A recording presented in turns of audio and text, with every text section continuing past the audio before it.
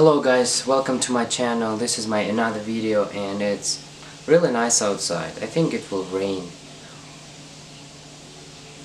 Like you can smell this fresh air before the rain. Don't judge me because of that sound, background sound, like something is boiling or roasting or something, like psh. It's just my roommate is cooking. And let's see how he's cooking.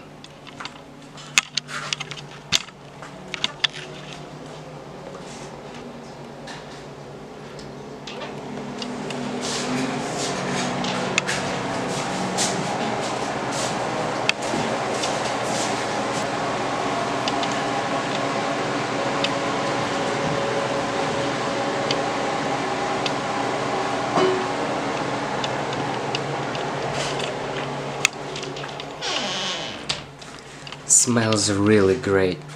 I think he's cooking a steak. This dinner will be great. In today's video, I'm going to talk about my B-roll that I will pause for the first time, and I will talk about things that I learned when I was shooting that B-roll and I was editing that B-roll. So let's get started.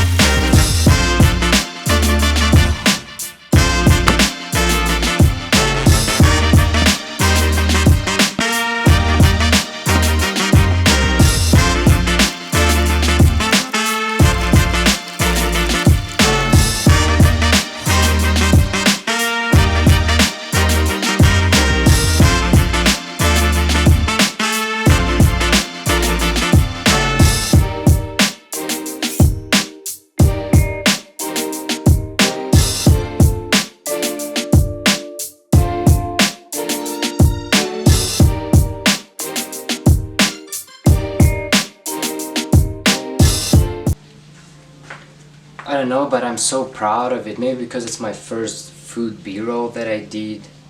However, there are a few mistakes. So first of all, I want to talk about lighting. As you can see, the lighting in my B-roll was terrible. First of all, it's because of my kitchen. My kitchen is very dark and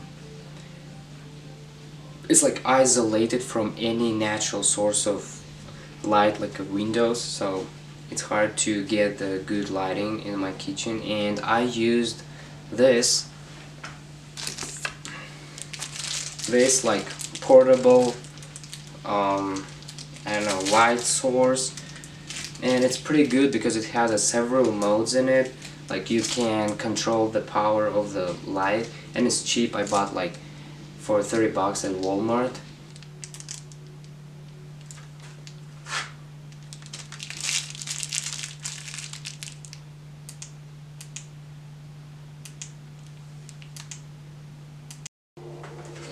And after making this B-roll, I realized that the lighting creates an atmosphere and makes easier for people to watch them. Because when I like kind of rewatched my B-roll after editing, I understood that it's a little bit difficult to look at it because the lighting is not so good.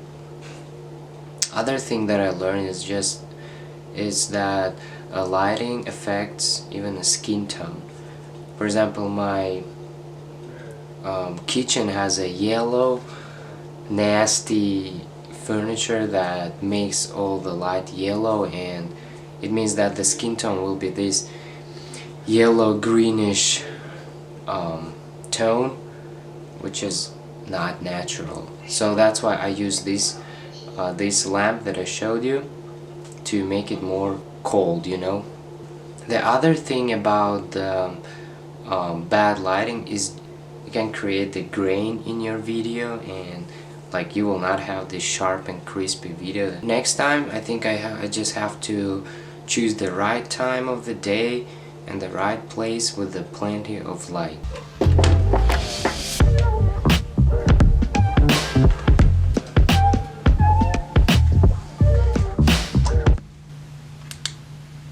So the second thing that I learned in post-production process is color grading. For example, basic correction stuff like highlights, exposure, blacks, shadows, white balance, and etc. I'm already familiar with because of photography, and maybe it will be like a good life hack. Like if you want to improve in your videography, photography will help for sure. And maybe you already doing photography, so and you are thinking about doing videography, so like know that photography is really helpful, guaranteed. But here in Adobe Premiere Pro, I learned how to understand two main Lumetri scopes: is Waveform Luma and Vector Scope U no no no YUV. Let's get started, and I will try to explain what I learned separately about waveform and vector scope. I know this is the most like primitive way of showing and recording this screen. I just pointed my camera to the screen of my laptop here. But anyway, let's get started. So this is the waveform. We use waveform to show how bright or dark your image is. So it shows like the brightness of the image represented as a waveform here. And when you're editing most like HD videos, here's 100 is the blacks, no sorry 100 is the whites, and 0 is black. So this is the range where you try to show the like details in blacks and details in white. Here, looking at the waveform, we can see that the this wave doesn't touch the 100, just a little bit here, but not fully. It means that the whites are not pure white. They may be a little bit like grayish.